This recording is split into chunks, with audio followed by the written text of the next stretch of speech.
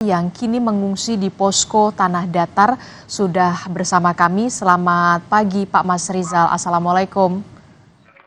Waalaikumsalam. Pak Mas Rizal, pertama-tama kami turut prihatin dengan peristiwa bencana banjir lahar hujan Gunung Merapi yang menimpa wilayah Sumatera Barat.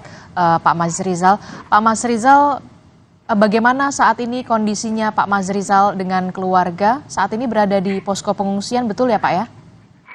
Ya, posko pengungsian tepatnya di Cipamukit. Di Berarti, Cipamukit. oke, di posko pengungsian sudah berapa hari Pak bersama dengan para keluarga? Semenjak kejadian itu, Bu. Oke, mengungsi Berarti dengan siapa saja Pak kalau boleh tahu? jumlahnya 6 orang, anak 4 sama istri 6 orang berarti ya, sama saya. Jadi dengan anak dan juga istri bersama juga dengan warga lainnya ya Pak ya? Iya, betul, Bu. Bapak maaf, dalam peristiwa bencana banjir lahar Gunung Merapi pada Sabtu malam yang lalu, adakah rekan ataupun keluarga bahkan tetangga yang kemudian juga menjadi korban meninggal dunia Pak? Kalau untuk saya sekeluarga, alhamdulillah sehat-sehat. Untuk satu keluarga selamat ya Pak, tapi kemudian Ya, ada saudara atau sanak keluarga begitu Pak? ya paling juga ada tetangga tempat saya tinggal. Ada Berapa rumah dari Bapak? tetangga sekitar di seberangan seperti ya, Bu. Tangga dekat. Oke, berarti Bapak posisi waktu berada bencana banjir lahar hujan Gunung Merapi itu terjadi hari Sabtu malam ya Pak ya? Sekitar pukul berapa Iya. Pak? Boleh diceritakan pada malam hari itu? Iya, boleh, Bu. Sekitar kurang lebih jam 11 malam. Jam 11 malam. Saat Ya. itu Bapak dan keluarga beristirahat atau bagaimana Pak? Boleh diceritakan? Iya, Bu, ya boleh. Waktu itu kan saya lagi di rumah. Jadi kira-kira jam 11 malam itu emang sih pertamanya ada adik yang nanya itu di atas tuh, namanya di Cimantiang namanya ya. Bagian atas bilang di atas hujan deras banget gitu. Terus dia telepon kayak anak saya yang paling gede, Aisyah. Dia bilang ada bapak nggak di rumah? Masalahnya di atas hujan deras banget. Takut kenapa-kenapa gitu. Jadi waktu itu saya lagi di rumah. Supaya lebih ngepastiin, saya juga sementara pas dengerin tuh kayak semacam gemuruh berkepanjangan itu ya.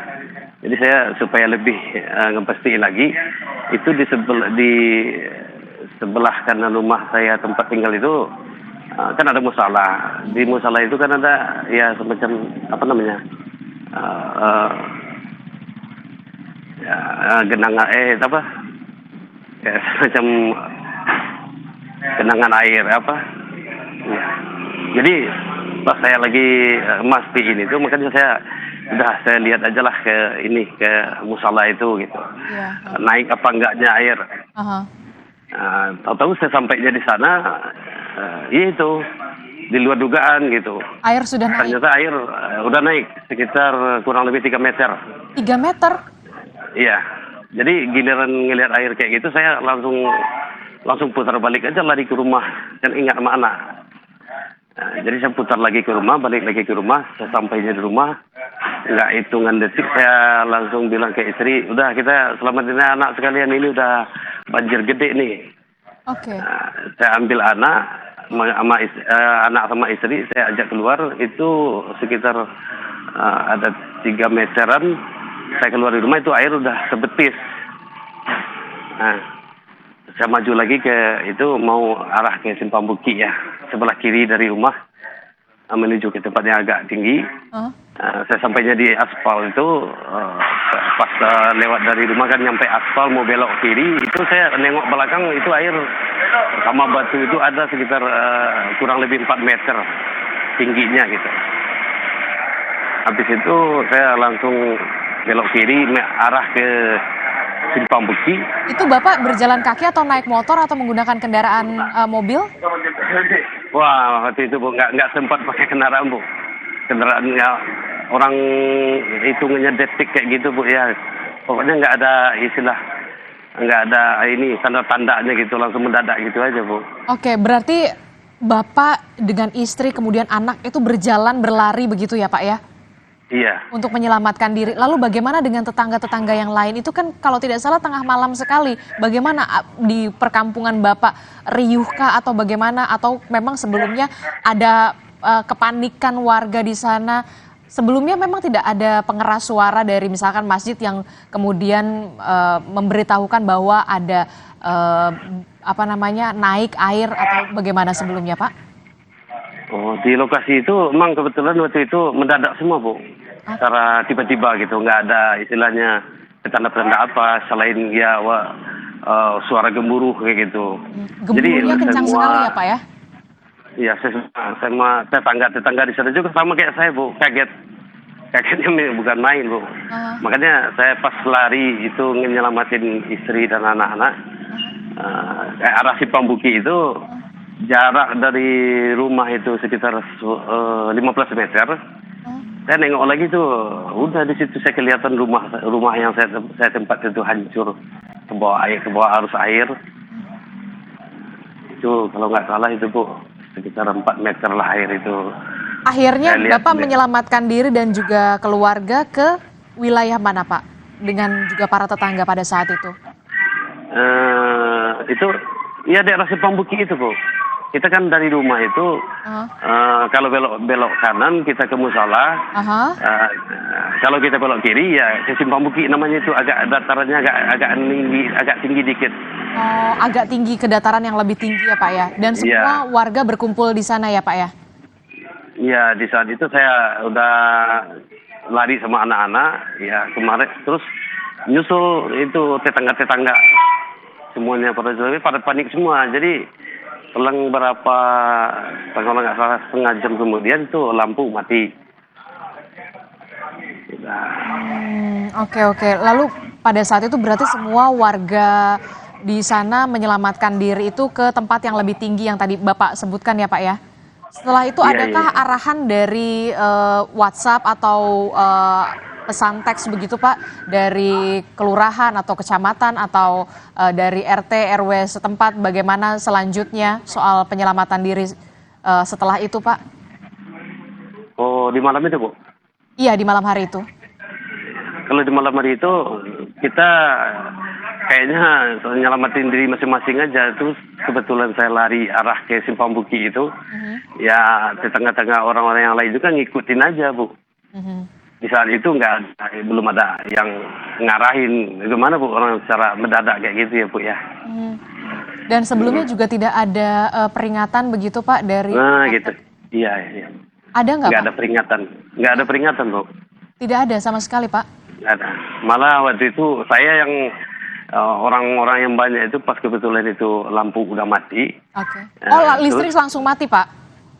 Iya, itu kebetulan kabel listrik itu ada yang mungkin kena itu rumah yang hancur, ke bawah air itu, Bu ya. Langsung mati, konslet dari sekolah SD yang tempat saya sekarang ngungsi itu, Bu, diungsiin. Itu malahan ibu-ibu yang semua itu pada nanya ke saya, kita mau lari kemana ini Pak, lari kemana? Ya udah saya ajak itu lari lewat lagi di depan Simpang Bukit, lurus itu arah dekat SD itu.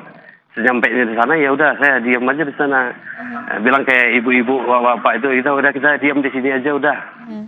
Gitu. Karena Anda merasa disitulah tempat yang paling aman begitu saat itu ya Pak ya? Iya Bu ya.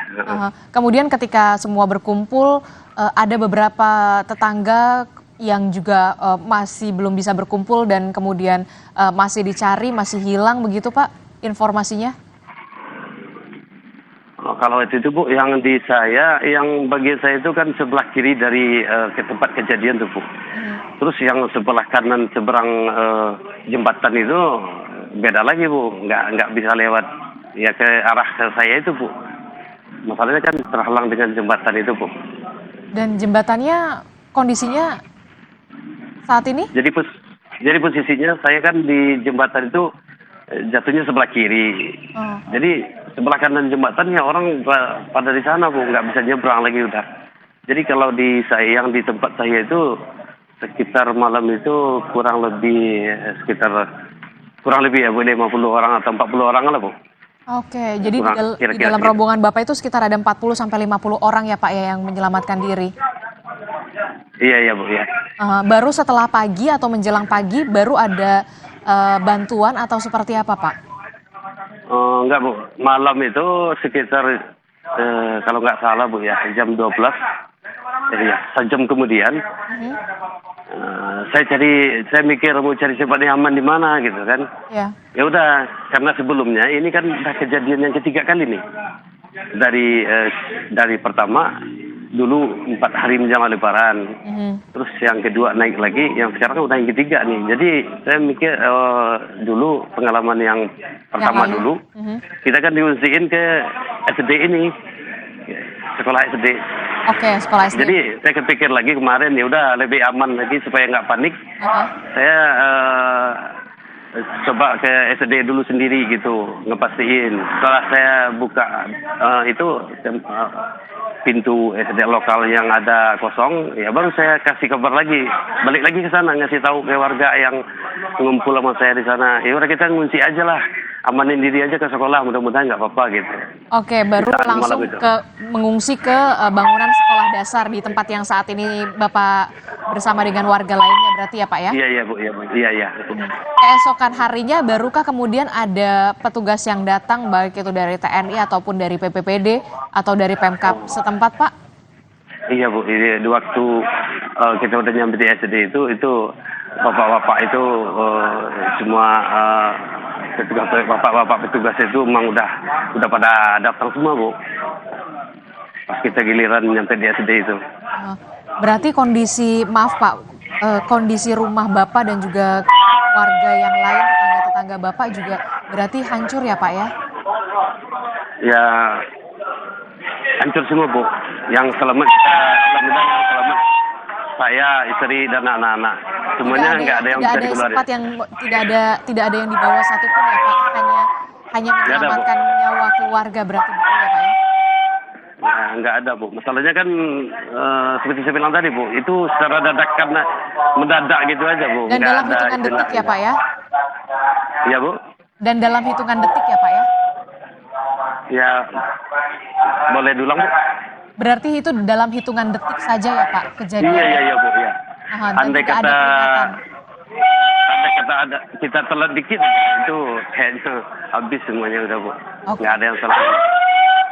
Oke baik Pak, terakhir kan Bapak dengan keluarga semuanya berada di posko pengungsian dan juga warga lainnya. Apa yang sampai saat ini masih dibutuhkan warga dan juga keluarga Bapak di posko pengungsian Pak yang sampai saat ini masih dibutuhkan? Oh iya Bu, kalau yang jelas Bu semenjak kita di pengungsian ini, alhamdulillah Bu kalau untuk kebutuhan makan pokok kita semua, alhamdulillah cukup Bu. Pasokan air bersih? Cukup Bu, cukup, alhamdulillah. Untuk kebutuhan lansia dan juga anak-anak serta ibu hamil bahkan atau ada posko kesehatan juga Pak di sana Pak? Ada Bu. Ada, oke. Iya. Berarti semuanya terpenuhi ya Pak ya. Kalau tadi saya mendengar kembali Pak, rumah Bapak hancur, tetangga juga rumah warga juga semuanya hancur. Apa yang kira-kira ingin disampaikan kepada pemerintah? Mungkin saja pemerintah saat ini tengah menonton atau menyaksikan Bapak. Apakah Bapak ingin kemudian rumah itu dibangun kembali ataukah kemudian direlokasi ke tempat yang lebih aman, Bapak?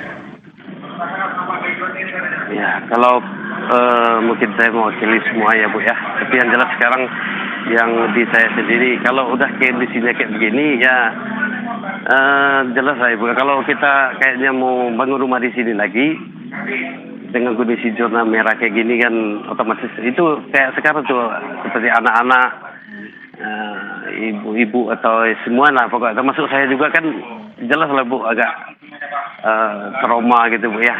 Pasti. Kalau bisa apalagi di sini kita di sekolah ini nanti kan giliran itu anak-anak udah pada sekolah, habis itu kita mau kemanain gitu Bu. sementara rumah ada yang seperti ini, yang pengungsi itu pada rata-rata semua rumah nggak ada yang bisa ditempatin gitu Bu. Jadi Jadi warga kalau harapan saya Bu, kalau bisa minta tolong nanti tolong tempatin kita di mana gitu Bu. Itu yang kami harapkan sekarang itu setelah kita selesai ngungsi di sini, kita mau kemana gitu Bu. Oke. Itulah yang saya berarti- mohon ini Bu, di apa? Ditempatkan kita kemana mestinya gitu Bu.